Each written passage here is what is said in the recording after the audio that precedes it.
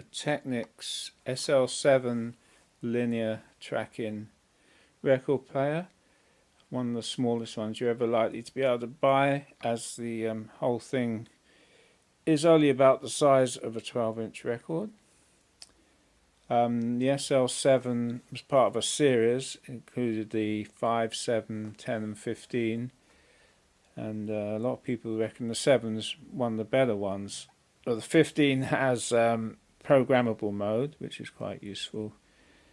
Now you can buy these, there are quite a lot around, but they're often not in good condition. They're made early 1980s, and so they've been around quite a while, and they're often used in stacking systems with all the other components.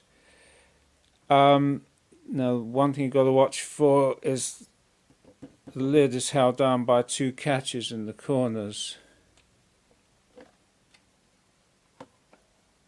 and these catches click onto the perspex top, and these corners break off. And once they're broken off, you can't hold the top down unless you use some sort of Velcro strap or clip or something. Now this one, the corner was broken off, but they gave it to me when I bought it, and I glued it back on. So it now, when it clips down, now the reason why you need that to clip down, there's a puck in the middle that pushes down on the center of the record.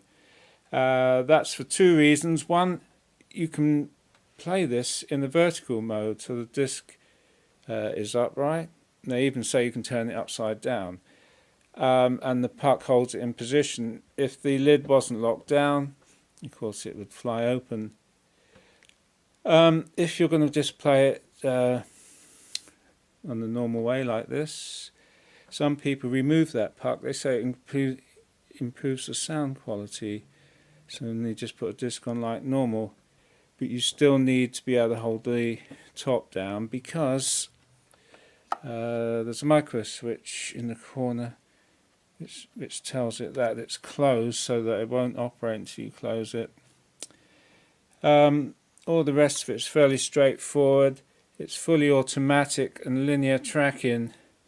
There is the linear tracking arm with the P-mounted cartridge. Now, they're getting quite rare to buy those at the moment, and of course you want to replace it. You might have difficulty. There might be some very cheap ones around, but they may not sound very good. Now this is the puck that presses down the centre of the record.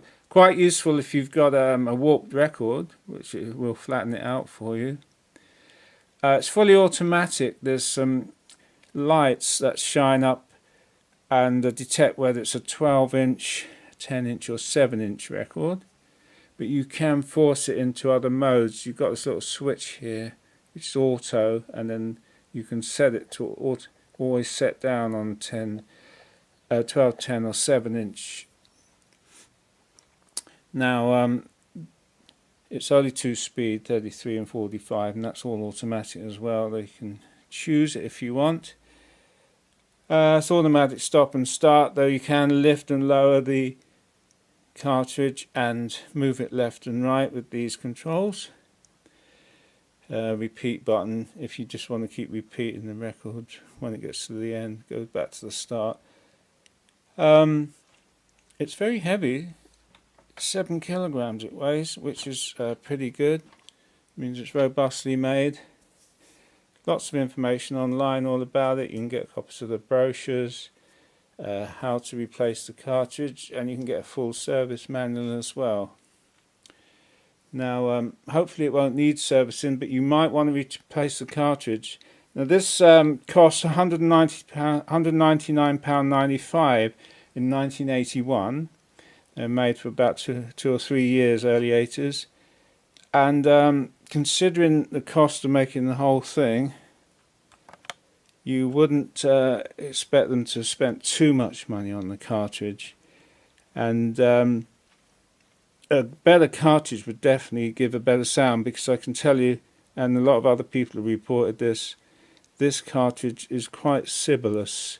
It seems to enhance the very high frequencies and makes records sound quite sharp, almost like old CD players. I find it a horrible sound actually, but you can still get some decent cartridges.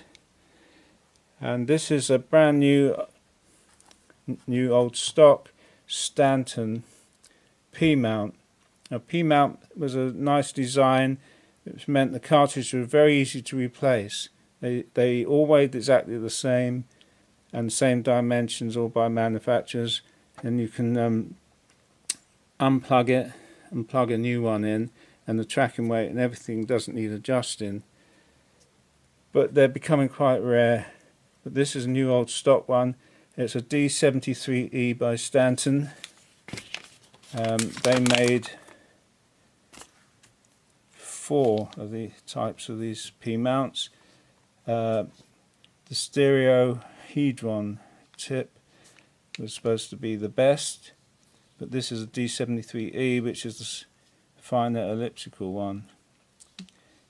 All these linear record players, virtually all of them by all makes, track at 1¼ grams, which is fine. And so all makes, if you can get them, track at 1¼ grams, though you can adjust the tracking force between 1 and 1½ if you've got difficult records you want to play. That is adjustable by a screw down here. Now I'm going to replace this cartridge by this one, and hopefully it's going to sound great. Now linear trackers depend on the very accurate setting of the stylus that tracks completely in line across the record, in line with the center, and that means that there's no skating effect, which on a normal arm, that is a long arm, comes out here. If you put it on, it will pull the arm in if there's no grooves, and you have an anti-skating force to pull it back out again. Now on the linear tracker, it doesn't really know where the groove is because it uses a servo motor to drive the arm along, and if it has any anti-skating errors, that starts pulling the stylus in, then it's going to have difficulty tracking and keeping it in the center of the groove, and it'll either pull heavily on one side of the groove or it starts skipping. Now most of these things are pretty accurately set up, and unless it's been dropped or banged around, it's not going to need adjustment. But there are loads of adjustments you can do on these. If you look at the service manual, there's lots of information. There's a special connector on the back of this thing covered over by a sticker where you can connect a voltmeter, and it's got 2 little adjusting screws, and you can adjust all sorts of things electronically: the arm lift height, the offset adjustment, and auto start and auto finish positions can be adjusted. Hopefully you won't have to do any of that unless you find it's either skipping or it's been damaged. Now I'm going to change the cartridge and have it operating. Hopefully I won't have to make any adjustments, and we can check out the sound.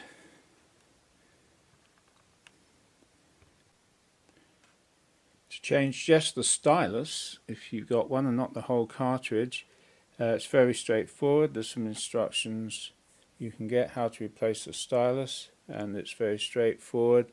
You've got an arm lock here which stops the arm coming down, so you just swing that over like that and it holds the arm in position. And to make it easy to pull out, because you can't get your fingers in there, you move this from the auto position up to the 10-inch position. Then all you do is you close it, and you press start,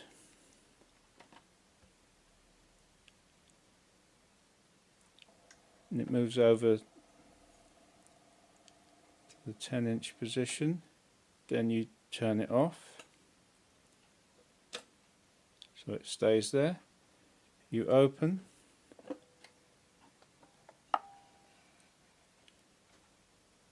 then you can carefully get hold of the stylus and pull it out like that, and you can put your new one in. Now, to change the whole cartridge, you've got to undo that screw, and the whole cartridge comes out. Now, with this Stanton, they even give you this rather nicely made screwdriver, this sort of screwdriver, and you just got to, I can't do it with one hand, but I'll do it in a second. Just unscrew that screw all the way out until you can pull it out. So I'll do that now. I've removed the cartridge. You notice that they don't tell you how long this screw is, but it goes all the way through and out the other side, so you have to undo it a long way. And if you undo it too far, it's going to fall out, so be careful about that. But it has to come out a long way so you can pull the cartridge out. And there's the cartridge pulled out. On the other side it says Technics PT202C, which is the original, and there's the Stanton one I'm going to put in. Notice the contact and everything is the same, the weight's the same, the distance of the stylus from the center or whatever is the same, so it'll go in and should track perfectly. On these old decks, not this make and all other makes, these linear tracking arms, some of these sliders dry out, or if they put grease on it they dry out and they start sticking, which can cause a problem. If this one sticks, these have to be cleaned and some modern lubricant put on. You can see that I'll take that clip off. This arm moves around and it's not sticking at all, and it's damped. So by the way, I couldn't use this little screwdriver they provided. It's too hard to hold. If you've got big hands, you'd never get your hand in. I used a longer screwdriver, and you might even want to use an even longer one just to get it in there. Anyway, I'm going to put the cartridge in and continue checking it out. I've connected it up to, I've got a preamp and over to my old hi-fi over there. It's not my best hi-fi, which is in the house, but it's pretty good sounding anyway. An original Sgt. Pepper album, and by the way, you have to connect the earth wire to your hi-fi, and I've turned it on. There's a little red light shining there which gives you the strobo effect if you want to check the speed, but I'm sure it'll be fine. So put the record on, it's on auto mode. It's got a little, it says push, so it locks, and watch the arm when we press start. I'll only play a little bit of the record because YouTube would pull it otherwise. She goes, lowers.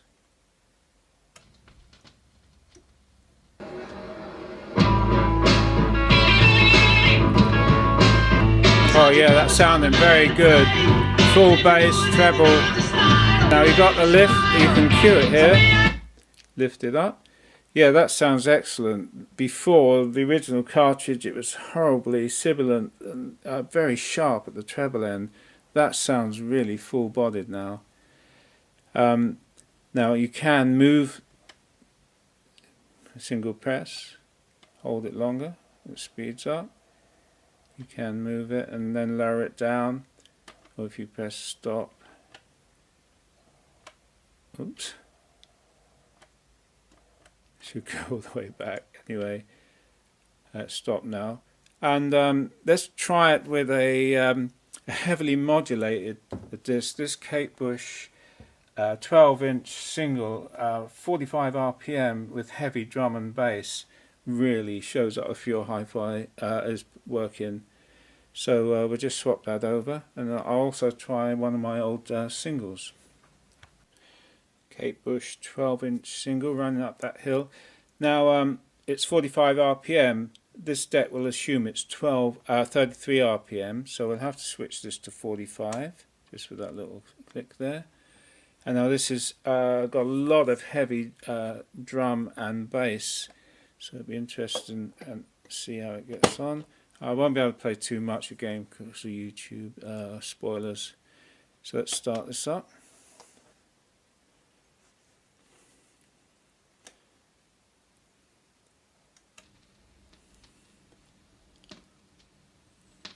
Yeah, that really sounds excellent, truly excellent.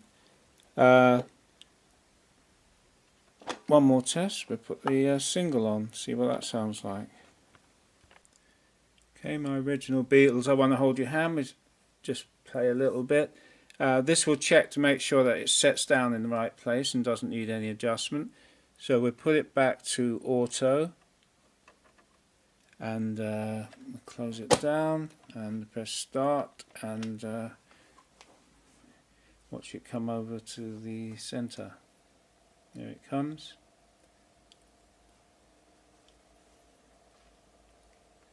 See, the marker tells you where it is if you ever want to use that feature. Down it goes.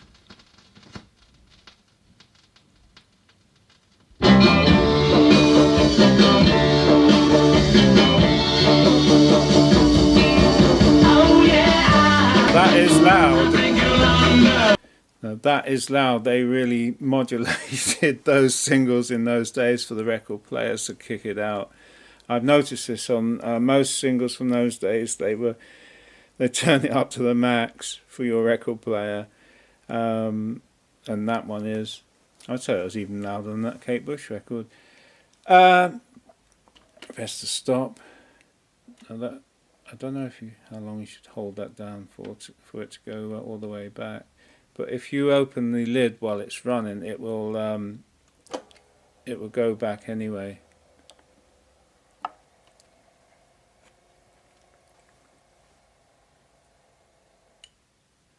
Now that sounds excellent.